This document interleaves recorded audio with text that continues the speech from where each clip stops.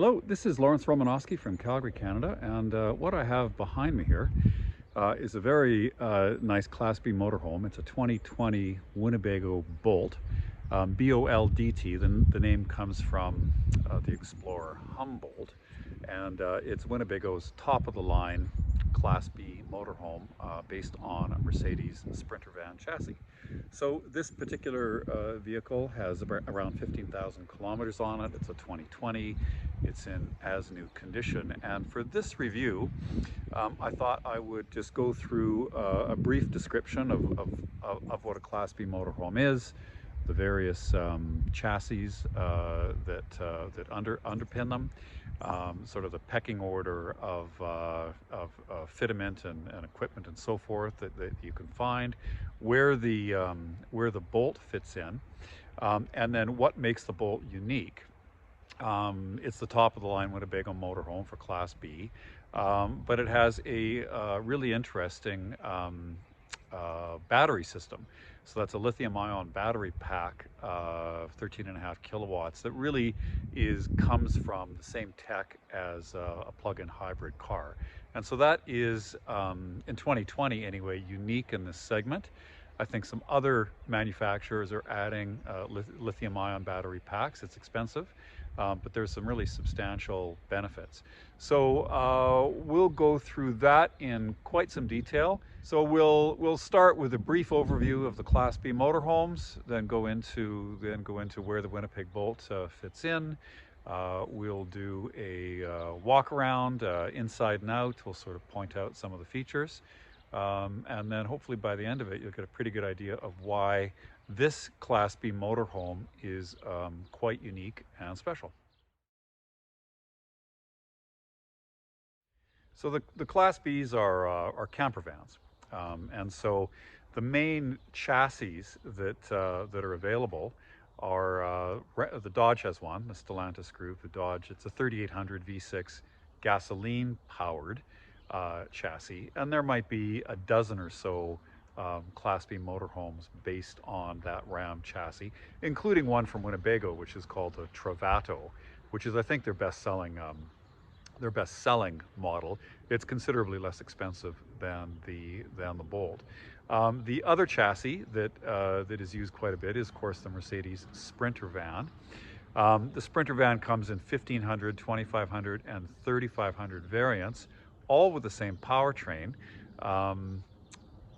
This is was the 3-liter turbo diesel with about 190 horsepower and 325 pound-feet of torque.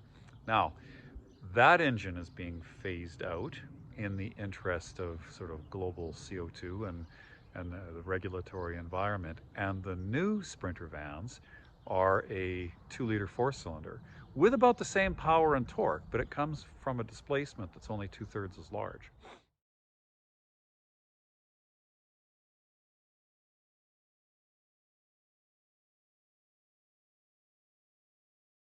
Of course, the 15 to 25 to 3500 is the payload. The 3500, which this one is, which the Boldt is the one with the dual rear wheels and the increased payload capacity. Okay, so you can get the Sprinter van, or you can get the Ram.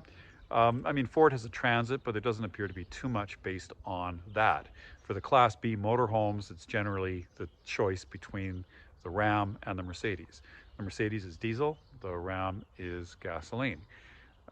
Diesel fuel has 30% more energy in it than gasoline, so you'll get 30% more distance, and you'll also get 30% better fuel economy from a diesel.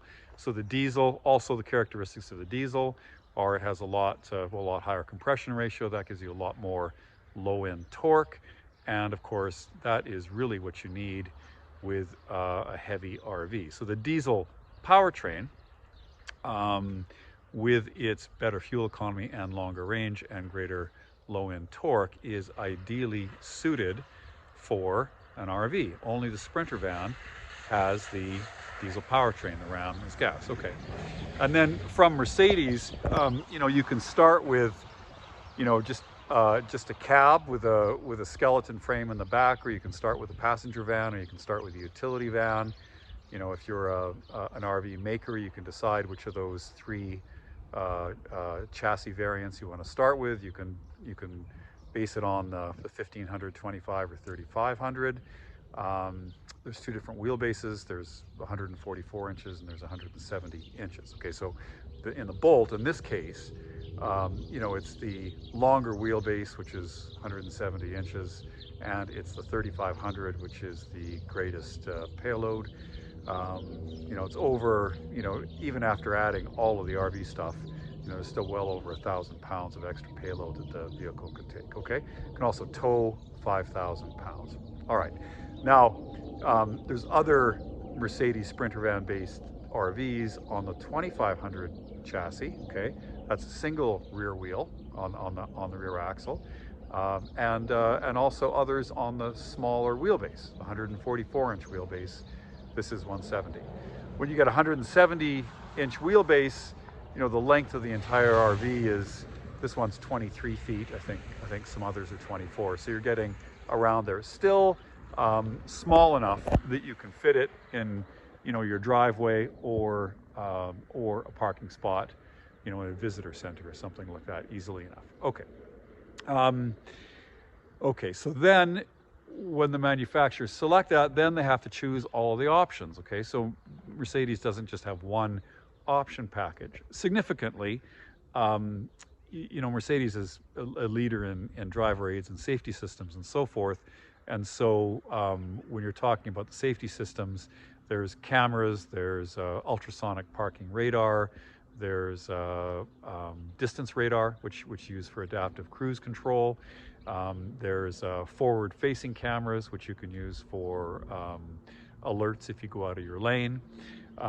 When you stitch all those cameras and ultrasonic sensors and radar together, and you have some processing ability, well, then you can come up with alerts, and those can be audible alerts. They can be haptic alerts, where the steering wheel gives you a jolt or the brake pedal gives you a jolt, or they can be, you know, active intervention, where the vehicle will brake itself, etc. Okay, so there's a whole sort of spectrum then of driver aids and the involvement of the machine, from merely giving you a warning to actually stepping on the brakes. Okay, so when you order the Sprinter van, you can elect to order these options or not. And the Boldt, it's the top of the line model, and so it gets the beefiest chassis and the longest wheelbase, but it also gets all of these safety assist systems as well. So that's the adaptive cruise control and the cross lane alerts, you know, if something's coming, you know, in the back of you, and then, you know, the camera looking at the white lines on the highway, so you have a lane departure warning, etc., blind spot assist and all that. So the Boldt comes with all of those, and that's state of the art. So, you know, when you get the top of the line Sprinter chassis, you get the economical diesel engine, and you also get all the latest safety systems from Mercedes-Benz, and that's the starting point of the Winnebago Boldt. Okay, so with that said, then you know, it gets outfitted, and you would expect it to have, you know, the state-of-the-art, you know, heating systems and electrical systems, etc. Okay, what the things that make the Boldt a little bit different, you would start with, first of all, it's all season. They made a big effort to make it an all-weather or an all-season RV. Okay, so to do that, you know, what you have to do is you know, look after the water, and so the water doesn't freeze. Okay, and so, you know, that means that all of your tanks need to be heated, okay, either with propane or electrically, and all of the lines have to run, you know, inside the vehicle. Okay, so if you have exposed water lines underneath the vehicle and you try to camp when it's below zero, then the lines will freeze, and you know, if you don't have heating pads on the tanks, the tanks will freeze and you won't be able to dump. So the van is heavily insulated. All of the water lines run in the interior, And then you've got everything that sort of can be heated, that deals with the water, is heated. And so then you've got the ability to camp in all weather. And you couple that with big capacity propane heater, in this case 60 or big capacity propane tank, in this case 16 gallon. And then you can have extended stays in cold weather. Okay, so that's one of the things that makes the Boldt unique, and the kind of the devil's in the details. It's how much work goes into insulating the coach, and how much work goes into insulating the lines and where the lines are running, and then what kinds of provisions do you make to heat up the entire water system and all the tanks. Okay, so that one of the things that makes the Boldt unique. Okay, now the major one though is the electrical system, and let's describe what normally is. Like normally you get some twin deep cycle RV marine RV/marine deep cycle batteries. They are rated in amp hours, which is a little bit confusing, usually 80 amp hours. Okay, so it's hard to get the total power or watts just from the amps. So 8 times 1.2 is around 10 or around 1,000 watt hours. So each of those batteries is about 1 kilowatt hour basically. Okay, so you might have 2 of those, that's 2 kilowatt hours. But the nickel metal hydride battery, there's a couple of kind of limitations with those. They're heavy, they take up a lot of space.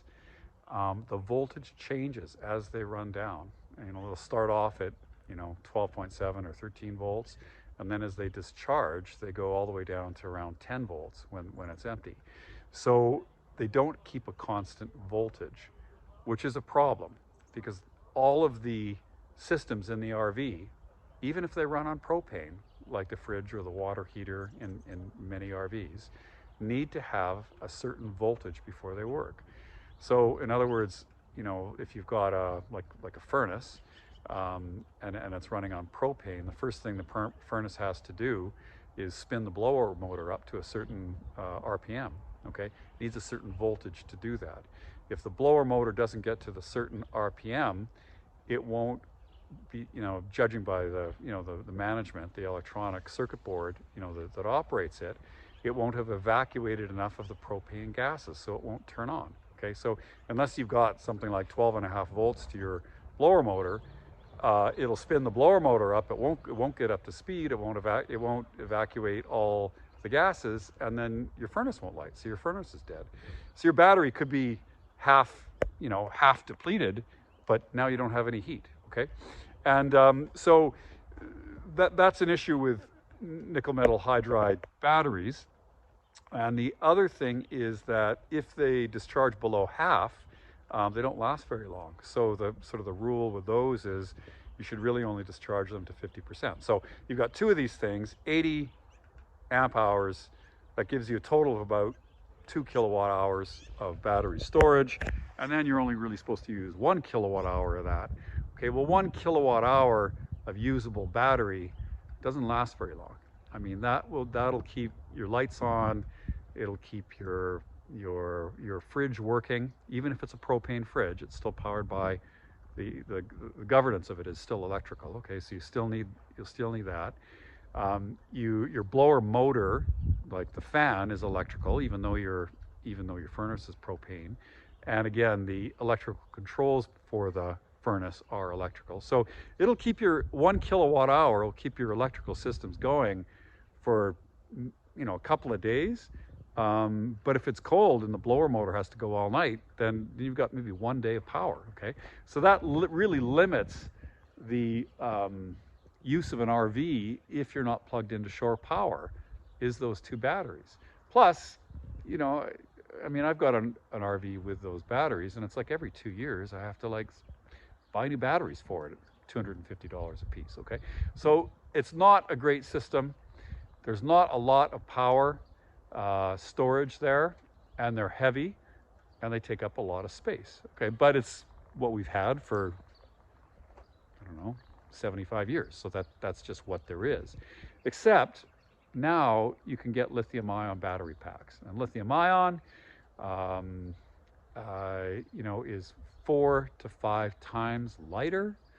It's 4 to 5 times smaller, and it has a lot more power density. So there's just no question about it. It's just a better battery, and it keeps constant voltage. So if you've ever used like a lithium ion power tool or something, you know that it develops full power and then it just turns off. It develops full power for the whole cycle, okay? And so, and that's not like a regular battery, like a flashlight that just gets dimmer and dimmer and dimmer, okay, where the voltage drops. These ones keep the voltage up. So your battery storage has gone up like 10 times. Okay, so what does that do for you? Well, it means you can go off the grid for a week and still have battery power. It means that you can have an electric induction stove and not a propane stove. Well, that means you're not combusting anything in the cabin. Well, anytime you're combusting anything, you've got the byproducts of combustion, which are carbon monoxide, which is poisonous. Okay, so if you have a regular propane stove in your RV, you need to crack the window. You need to have your carbon monoxide alarm. It's very serious business because it's odorless and it can kill you or your family. Okay, so if you can get away from using propane in the cabin, that's a good thing. Okay, so you can use entirely electric operation, for some of the appliances. You can stay off the grid for an extended period of time. And with the power of the 13.5 kilowatt hour lithium ion system, well, you can run the air conditioner without a generator. So the nickel metal hydride battery pack with 1 kilowatt hour, well, it's not enough power to even turn on the generator, not even enough power to turn on the AC. So it's just not a possibility. If you want to run the AC and you've got just the regular batteries, well, you need a generator for that, okay? But the generators are noisy and they're not allowed everywhere. And even if they are allowed, usually it's only for certain times in the campgrounds, okay? So they might allow a generator, from 9 to 11 and then 4 to 6 or something like that. But you can't run the generator in the middle of the night because it's too loud and it's too disruptive. So if you go to, a national park and it's a hot day out, well, you have to turn your generator off. That means you have to turn your AC off so you don't have any AC. And so it might be too hot. You might not be able to sleep, okay? So with the lithium ion system and the large battery pack, well, now you don't need a generator anymore because you've got like 12.5 kilowatt hours of usable battery. And that's enough to run the AC, depending on the settings and temperature and a bunch of other things. But it's enough power to run the ACs for days, okay? Added to that, you've got solar cells on the roof, okay? So that's two 115 watt solar panels. Okay, so those two panels will they'll replenish maybe up to 1 kilowatt hour a day, okay, in the sun. They will also keep charging the battery and keep it at a decent state of charge if you're storing it. So that's an awfully big plus because your batteries won't discharge, if you're leaving your RV for periods of time, which of course, if you have an RV, you do leave it for periods of time. So that's a plus. Now, this battery pack is really taken right out of a plug-in hybrid car. The vehicle itself isn't a hybrid. The engine only runs on diesel, but it has the battery pack that you'd find in a plug-in hybrid, okay? So that means then you can charge it from the shore, from 240 at home or at the campsite. And if you do that, you're charging it at 7 or 8 or 10 kilowatts. And so you're going to fill up your 12.5 kilowatt hour battery pack in only a few hours, okay? Also, with this system, you also get a secondary generator, secondary alternator generator in the engine bay and that's a high voltage. I think it's 52 volt or something like that versus 12 volt, and it puts out, you know, a lot of power, enough again to charge this battery pack in only a few hours of driving. Okay, now you've got all that power that's coming in at DC, and so it needs to be converted to AC, so you need an AC DC converter, and it can often be a limitation as to how much stuff you run in your RV, and this one has a giant 3.6 kilowatt inverter. So we have everything from the big generator in the engine bay to the big inverter, letting you use all of the appliances at once, to the solar cells, to the 12.5 kilowatt hours of battery storage. This system comes from Volta, and this is a neat company. It's a spin-off from one of the big tier one automotive suppliers, where they were tasked with coming up, I think it was Johnson Controls or something like that. And they were tasked with coming up with some EV technology. And the Volta came about because the senior engineers and employees from that then branched off, and then they started off this company, which was much smaller and more agile, and coming up with solutions for the RV industry. And they're supplying, like the $1 million coaches from Liberty, Airstream, Winnebago with this system.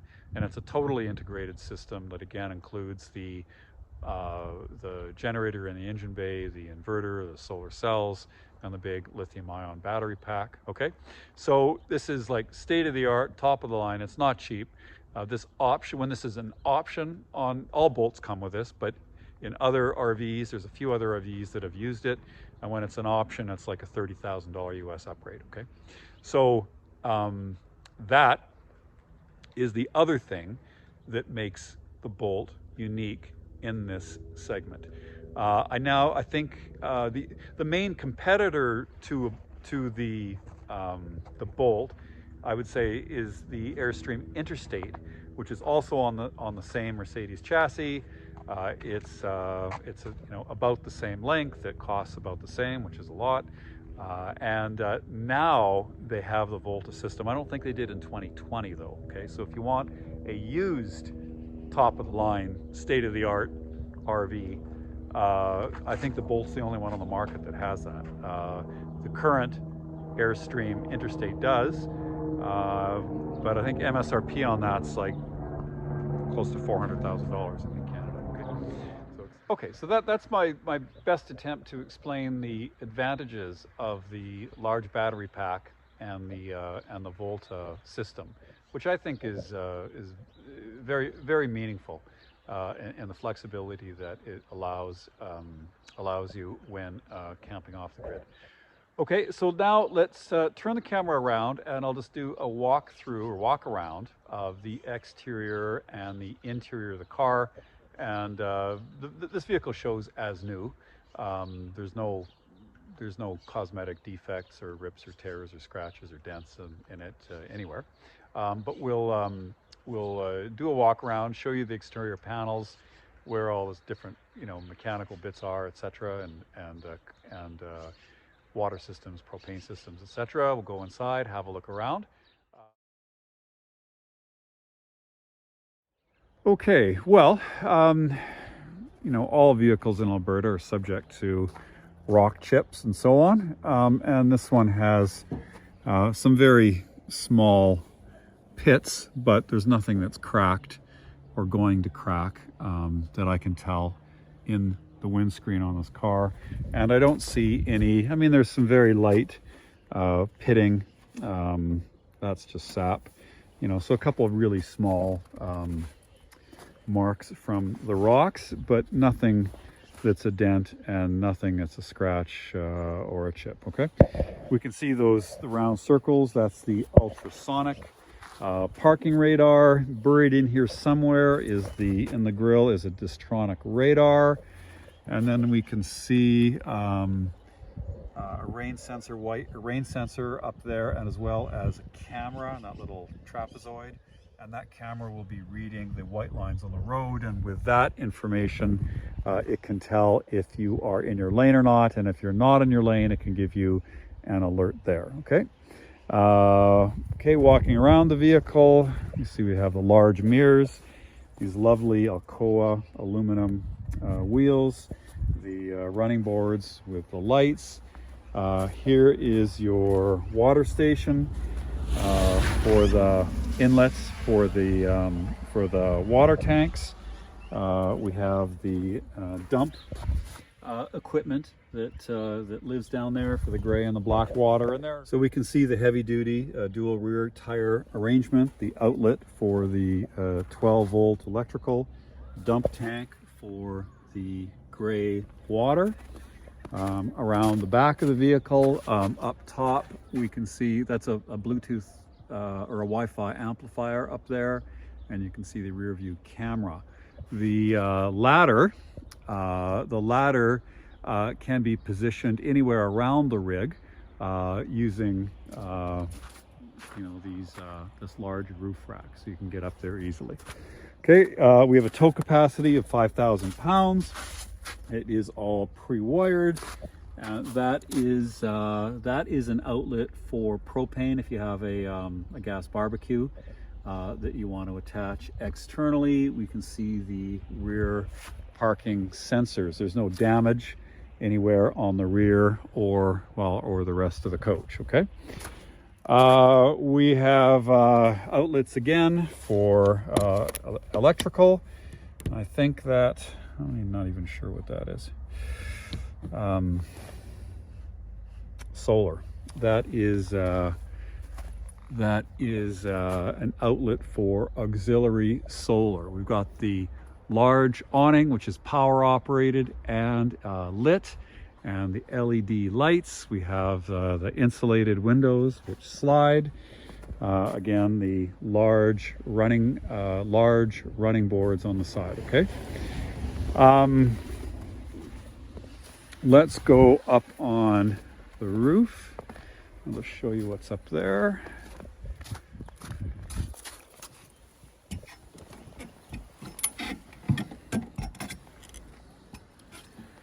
Okay, so that is a large, I think it's a 3,500 watt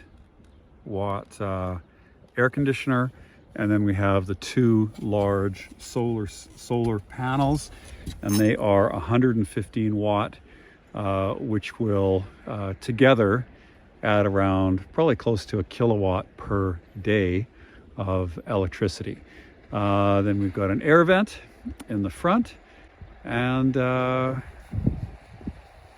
don't know what that large dome is in the front, but I'll find out shortly. Okay, so that's what's up top.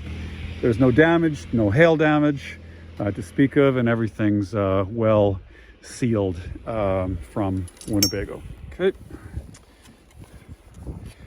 It says stay off the roof, you could fall off. I'll try to remember that. All right.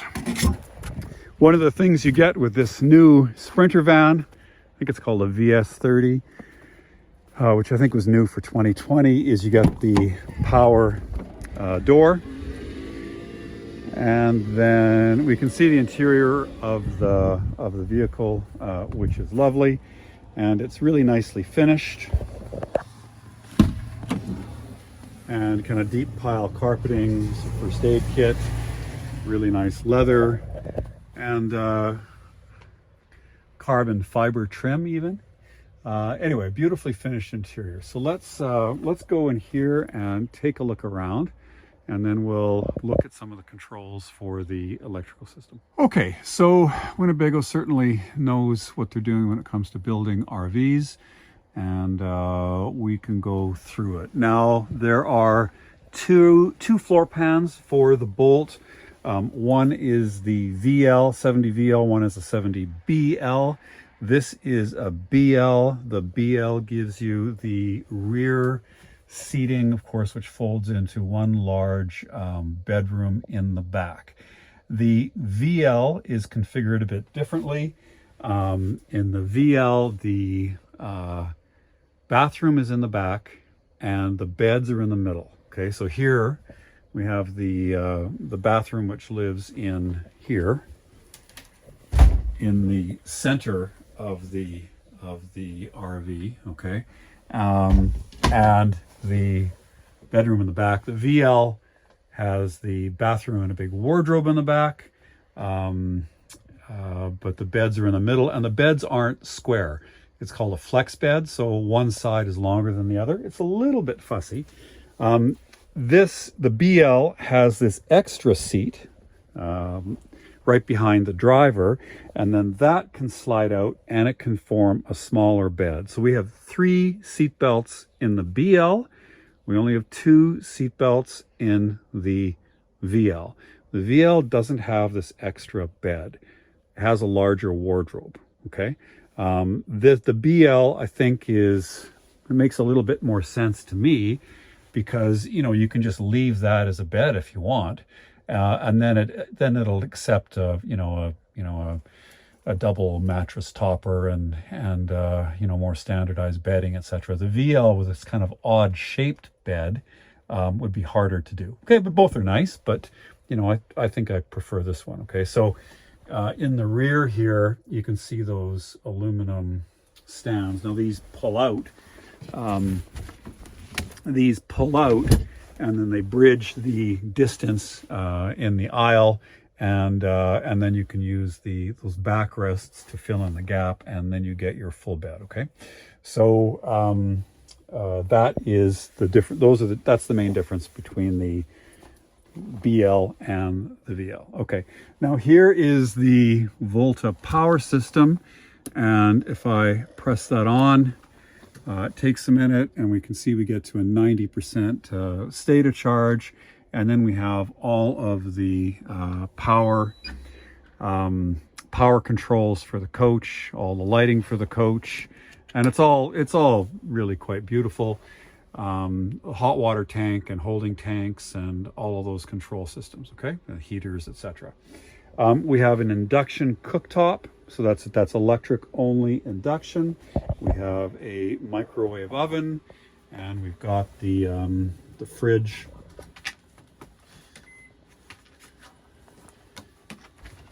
which lives below there. Okay, and in this particular car, you know, this equipment's been barely used. Okay, let's get a closer look at the bathroom, and I'll show you that.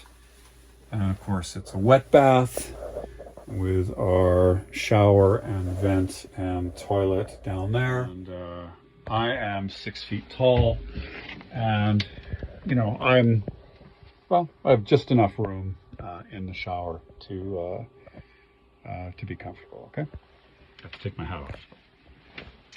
All right, it's all nicely finished. All right, so lots of storage. That's above the driver's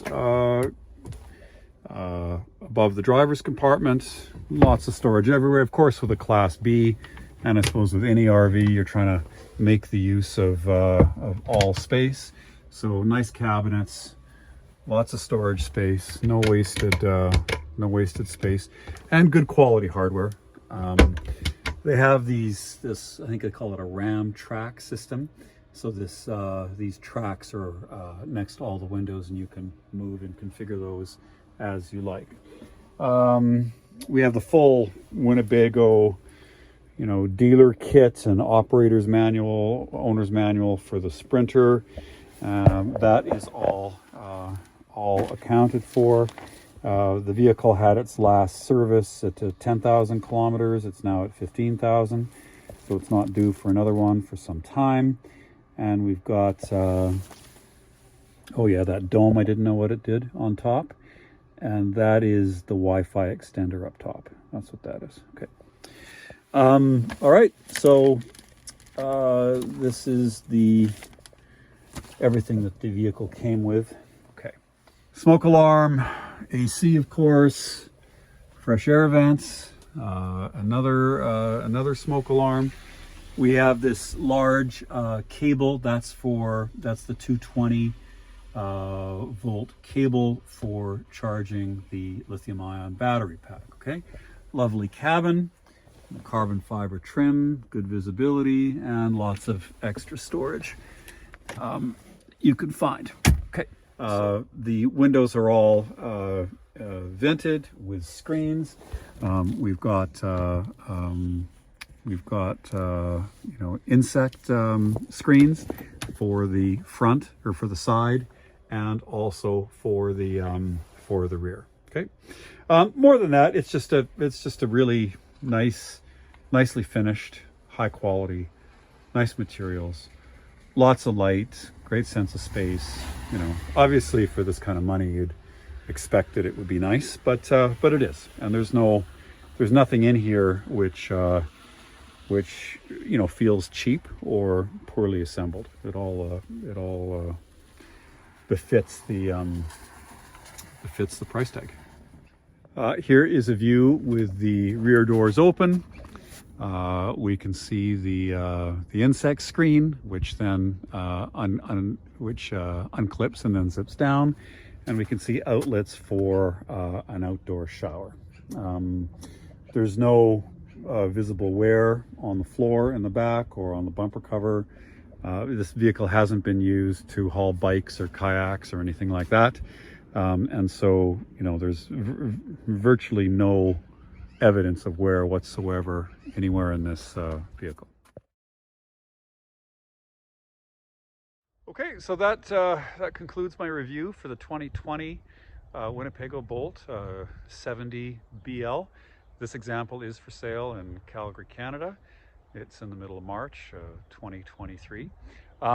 Just for pricing, a new Boldt starts at $245 US and $375,000 in Canada. The Boldt is out of production. You cannot order a new one. The Mercedes Sprinter has discontinued the 3-liter V6 engine. It now only offers the 2-liter diesel engine, and so you can't buy this combination anymore. You can't buy a Sprinter van with a 3-liter V6 anymore. You can't buy a Winnebago Boldt anymore, or at least you can't order one. There's a few on dealer lots that are new, but the new MSRP is $375,000. Okay, so that's it. And I think that the whole lithium-ion battery pack systems for RVs is relatively new and unknown. This was a pioneer. Winnebago pioneered it with with Volta Power Systems. Okay, so they were automotive engineers who developed their systems for plug-in electric hybrid vehicles. They adapted it for the RV world. Winnebago, along with Liberty Coaches, were the first RV companies to adopt it. And this is, the first year of the Mercedes, I think it's a VS30 chassis with a whole bunch of upgrades and safety upgrades. The first with the lithium-ion battery packs. And now, going forward, you can't buy this again, and you're not going to be able to buy it again. So I think it's a really good buy. You're getting it used. You're getting a substantial saving off new. You're getting the very latest technology in terms of the electrical system, but you're also getting the most robust chassis, which you can't get anymore. Okay, so that's why I think this 2020 Winnebago Boldt is a great RV and also a wise purchase. So anyway, thank you very much. Lromanosky from Calgary, Canada.